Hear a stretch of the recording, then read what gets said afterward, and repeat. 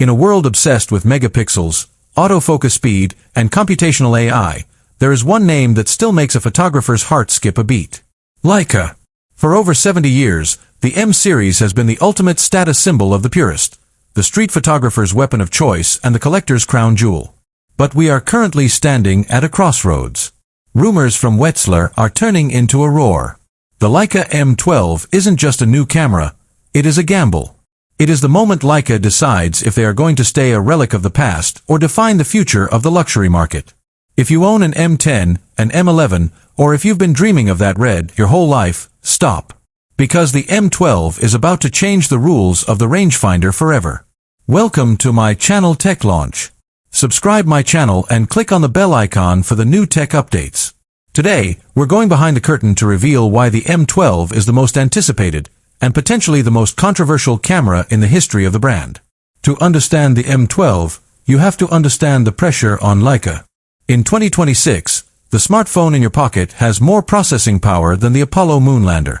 Mirrorless giants like Sony and Fujifilm are pushing the boundaries of what a sensor can do. So, how does a manual focus rangefinder stay relevant? The answer is a return to roots with a futuristic twist. The headline story for the M12 isn't just about megapixels, it's about where those pixels come from. For the first time since the M10, whispers are confirming that Leica is moving away from off-the-shelf Sony sensors. Dr. Andreas Kaufmann himself hinted at a European sensor revolution. We are talking about a custom-developed Leica original sensor designed and manufactured right here in Europe. This isn't just about specs, it's about color science. It's about that Leica look, the micro-contrast and the organic roll-off that makes a digital photo look like a chemical memory. But let's address the elephant in the room. The one feature that has purists ready to start a riot. In-body image stabilization. For years, the M-body was considered too small for IBIS. Purists argued that the mechanical vibrations would ruin the tactile feel of the rangefinder. But the leaks for the M12 suggest a breakthrough. By removing the mechanical shutter entirely, following the footsteps of the M11P, Leica has freed up the internal space needed for a floating sensor.